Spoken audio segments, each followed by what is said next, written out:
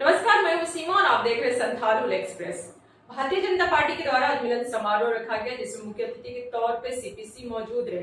अनवर खान और उनके हजारों कार्यकर्ताओं ने भारतीय जनता पार्टी का नारा लगाते हुए भारतीय जनता पार्टी का दामन थामा। भारतीय जनता पार्टी ने उनके गले में पट्टा डालकर उनका सम्मान किया। कहा कि भारतीय जनता पार्टी हमेशा से अल्पसंख्यकों के हित के लिए कार्य करते आई है और आगे भी उनके हित के लिए कार्य करेगी। आइए आपको दिखाती हूँ वहाँ की ग्राउंड रिपोर्ट।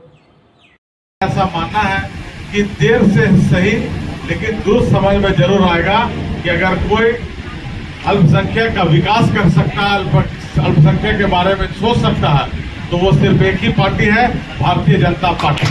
इसका आज सभी आज दामन थामने जा रहे हैं। अभी हमारे अनवर भाई हाईकोर्ट में प्रैक्टिस करते हैं, लगातार कोर्ट में चीजों को देखते हैं, समझते हैं, बुझते हैं। टेक्निकल चीज भी बहुत आती होगी। बड़ा अच्छा बात बताएं। आईएएस के बारे में भी हम लोग सब डिस्कस किए कि देश में जो आईएएस बन रहे हैं, अभी मुस्लिम वर्ग के 50 लोगों ने पिछले साल क्वालिफाई किया। आज कांग्रेस के समय ऐसा कभी नहीं हुआ, क्योंकि कांग्रेस की विचारधारा ही रही है कि फूट डालो राज करो। लेकिन भाजपा का लोगो स्लोगन क्या है? सबका साथ, सबका विकास और सबका विश्वास का नारा भारतीय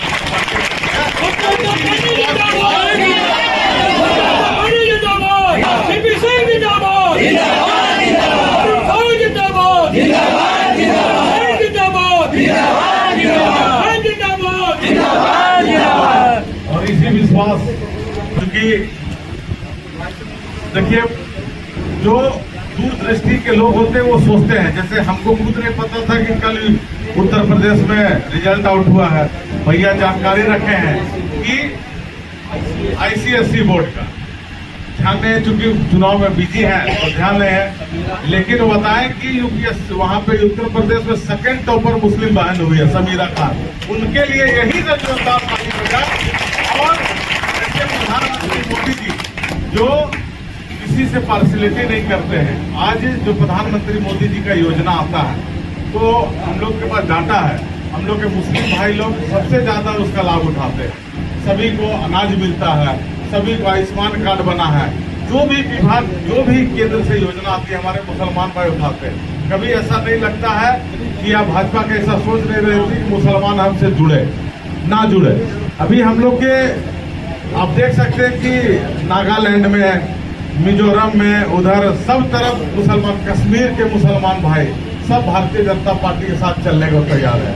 कांग्रेस की नीति यही डराने की, जो आप लोग बात बोल रहे हैं, वो डरा कर ही वोट लेती है।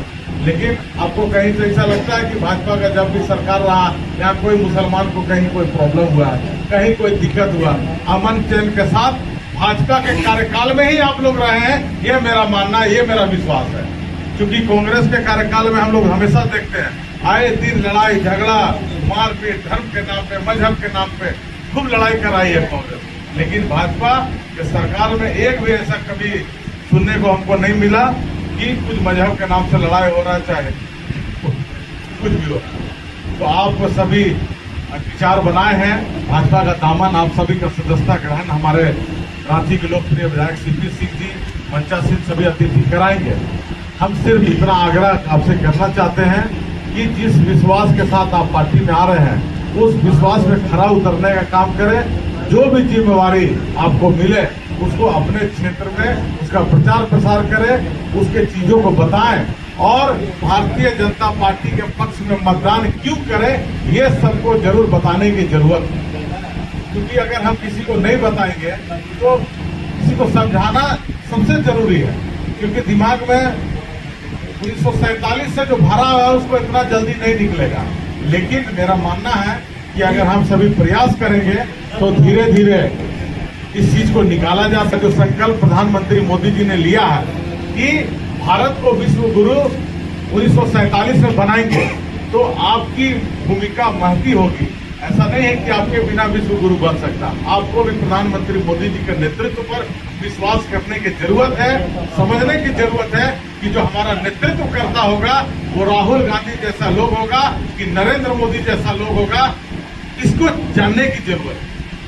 तो हम आपसे सिर्फ इतना ही आज के दिन आग्रह करना चाहते हैं कि आप और क्या देखिए, वाकई में वोट मिलेगा? जो क्योंकि विधायक ने विधायक जी काफी ने शंका जाहिर की कि मुस्लिम समुदाय वोट नहीं करता है। ऐसा है कि जिस तरह मुस्लिम समाज का जुड़ाव भारतीय जनता पार्टी में है, ये भरम टूट रहा है।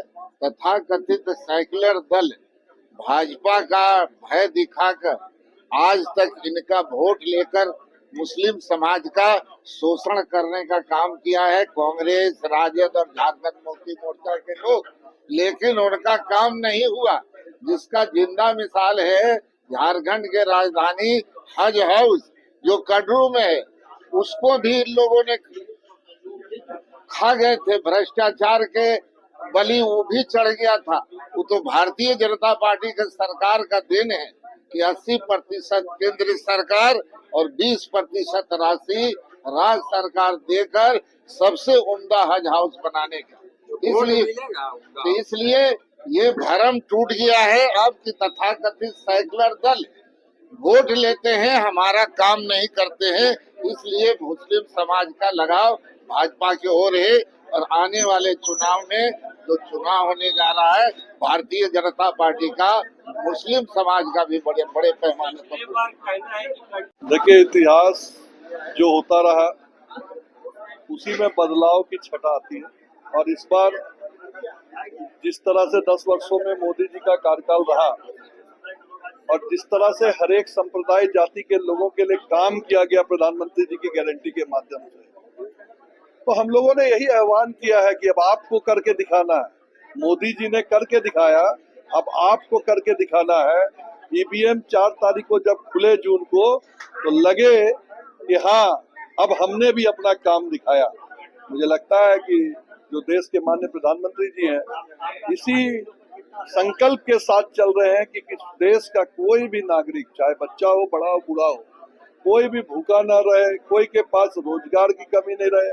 हमारा देश विश्व की सबसे बड़ी अर्थव्यवस्था बने और उसमें सबका योगदान हो, चाहे वो हिंदू, मुस्लिम, सिख, ईसाई।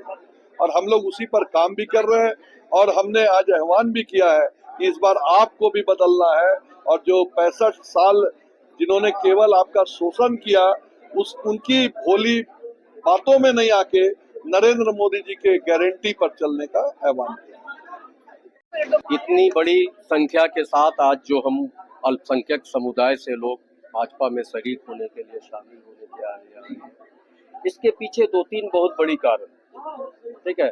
एक तो इस कम्युनिटी के दिमाग में ये बैठा दिया गया है कि बीजेपी है तो आप नहीं, ठीक है।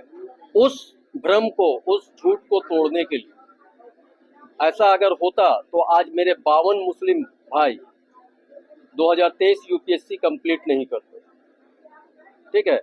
कल लखनऊ से एक मुस्लिम लड़की सेकंड टॉपर आईसीएसई बोर्ड में नहीं आती। इससे पहले संस्कृत बोर्ड में एक मुस्लिम लड़का उत्तर प्रदेश से टॉप नहीं करता।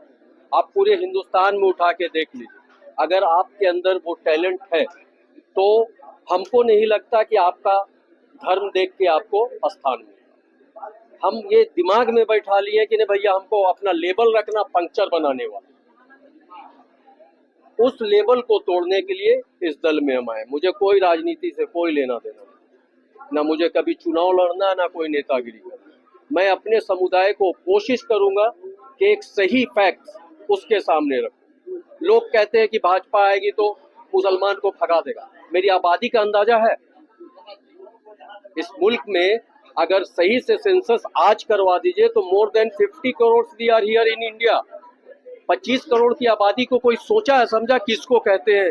कोई देखा आंख से? कहाँ फेंकिएगा? हर सागर भर जाएगा। अच्छा, आज आप लोग यहाँ ज्वाइनिंग किया है, लगभग कितने लोग यहाँ ज्वाइनिंग किया और सिर्फ मुसलमान या अल्पसंख्यक? देखिए, इसमें मेरे बहुत से हिंदू भाई का भी सहयोग है। बाहर से मेरे साथ आए हुए, कलकत्ता से मेरे साथी लोग आए हुए हैं। मुस्लिम 40-50 हैं, बाकी सब मेरे हिंदू भाई लोग हैं जो मेरे कहने पे, जो भाजपा से उनका कोई लेना देना नहीं था, आज आपके सामने मौजूद है। अच्छा, जो नफरत की राजनीति जो पल रही है, क्या आपके देखिए, मेरे इसको सुधार करने? नहीं, ये कहना बहुत टफ है। ऑल ऑफ सडन आप चाहिएगा कि यू टर्न हो जाए कंट्री, नहीं होगा, ठीक है। 100 साल से दिमाग में आपको हम बैठाए हैं, आरएसएस ऐसा है, बीजेपी ऐसा, कांग्रेस ऐसा है, जेएमएम ऐसा है। तो मेरे अकेले के प्रयास से ये कुछ नहीं हो सकता। ये एक झूठ बात होगा कि हम आए और रिफॉर्म हो गया मेरी कम्युनिटी। कोशिश के लिए आए। अच्छा, आज आप ज्वाइनिंग किए हैं, बहुत लोग आपके कम्युनिटी के बीच इसके अगेंस्ट गए होंगे, फेवर किए होंगे, क्या कुछ? देखिए, हमको यहाँ से दाल रोटी नहीं चाहिए। मेरे अगेंस्ट में तो they are not giving me my bread and butter, ठीक है, उनको हम जवाब देंगे, ठीक है। जो मेरे अगेंस्ट, हो सकता है हिंदू भी हो, कहाँ से जोला को ले आया ये लोग, आप सिर्फ मेरे कम्युनिटी को मत बोलिए, तो उसको जवाब हम देंगे। हम अपनी अच्छे बुरे को सोचकर, हम एक लॉयर है, एक अच्छे रियल एस्टेट बिल्डर है, ठीक है, तो हम अपनी अच्छी बुरे को सोचकर आज आपके सामने मीडिया के सामने खड़े। परिचय अपना पूरा बता दीजिए। मेरा नाम मोहम्मद अनवर हुआ, हम कटरू आनंद विहार में रहते हैं। ठीक, क्या करते हैं? हम एडवोकेट हाई कोर्ट भी हैं और रियल एस्टेट का काम भी, कंस्ट्रक्शन का काम भी करते हैं। अब तक के रिकॉर्ड रहे हैं, मुस्लिमों का वोट बीजेपी को कम ही मिलता है। देखिए, एक बात मैं बता रहा हूँ, आज हमारे एडवोकेट अनवर साहब के नेतृत्व में ये सैकड़ों की संख्या में मुसलमान भाइयों ने भारतीय जनता पार्टी में शामिल होने का काम किया। तो मैंने उन्हें आज़ादी के बाद से अभी तक का इतिहास बताने का काम किया है कि किस प्रकार से कांग्रेस ने इन्हें डरवाते रहने का काम किया है, चाहे जनसंघ से डरवाने का काम किया हो या भाजपा से। लेकिन आज देश के आदरणीय प्रधानमंत्री जी देश की 140 करोड़ जनता के हित के लिए काम कर रहे हैं और उसमें हमारा मुस्लिम समुदाय भी आता है। वैसी स्थिति में जब देश के आदरणीय प्रधानमंत्री कोई भेदभाव नहीं करते हैं, सभी भारतीय नागरिक बराबर हैं, तो वैसी स्थिति में इन कांग्रेसियों का बाउंडेड लेबर यानी बंधुआ मजदूर कब तक बन के रहेंगे। हमने आग्रह किया है कि भाई भारतीय जनता पार्टी कोई भेदभाव नहीं करती है। ये कांग्रेस के लोग हिंदू मुस्लिम करके और डरवाते रहते हैं हमारे मुस्लिम भाइयों को। तो आप निफिक्र होकर भारतीय जनता पार्टी को वोट कीजिए और फिर राष्ट्र बढ़ाने में अपनी भूमिका भी दिखाइए, क्योंकि मोदी जी कहते हैं सबका साथ, सबका विकास, सबका विश्वास और सबका प्रयास। 140 करोड़ जनता भी आते हैं, तो सबका प्रयास से ही हमारा भारत 2047 तक विकसित राष्ट्र की श्रेणी में आ पाएगा और इस भारत का विकास होगा। इसलिए हमने उन्हें आग्रह किया है कि आप कमल फूल का बटन दबाकर छोड़ दीजिए। सर, ईडी की छापेमारी सारा किया है और कहा है कि आपके यहाँ भी। देखिए, मैं तो किसी की ओर कोई इशारा नहीं करता। सवाल ये है ना कि जब कोई पकड़ा जाता है चोरी में तो दूसरे पर भी कहता है ना, अरे भाई हमारे पीएस थे, उससे हम इनकार कहाँ कर रहे हैं। मेरा पहला पीएस सरकारी उदय भान सिंह थे, जो झारखंड विधानसभा के पदाधिकारी थे। जब उस समय तत्कालीन अध्यक्ष दिनेश उरांव ने उन्हें क्लोज कर दिया, तब बहुत लोगों का हमने प्रयास किया और उसके देखेंगे आप, गैप देखेंगे, आप लोग को चाहिए भी कि भाई ये कब बने हैं और कब हमारा क्लोज हुआ। उस बीच बहुत गैप रहा। अंत में चूंकि रांची में सीओ रह चुके थे, तो फिर इन्हें हमने दिया। तो कोई सरकारी पदाधिकारी ही पीएस बनेगा ना, और पीएस बनकर यदि कहीं पर लूट को अंजाम दे रहा है, ये तो देखना मंत्री का काम है। पीएस के बारे में जानकारी जुटाना, पीएस कैसा है, पीएस लूट रहा है, तो इतने दिनों में किसी को पता नहीं चल रहा है क्या? तो भाई ये कहना कि उनका भी थे, अरे भैया वो झारखंड सरकार के पदाधिकारी है, कोई मैं बाहर से रिश्तेदार नहीं लाया था, मेरा कोई रिश्तेदारी नहीं है। तो इसलिए क्या बोलते हैं नहीं बोलते हैं, तो अपना झेप मिटाने के लिए इस तरह की बातें कर रहे हैं। आज भी छापेमारी चल रही है, करोड़ों रुपए आज ही पकड़े गए होंगे, मुझे पता नहीं है, तो आप ही लोग के माध्यम से पता चलता है। तो स्वाभाविक है, ईडी जब छापामारी कर रही है, बहुत से पकड़े जाएंगे, जहाँ जहाँ उनके सूत्र हाथ लगेंगे सारे जगह छापेमारी होगी और पकड़ा जाएगा। आप लोग क्या लगता है कि पैसे चुनाव में इस्तेमाल करने के लिए लाए गए?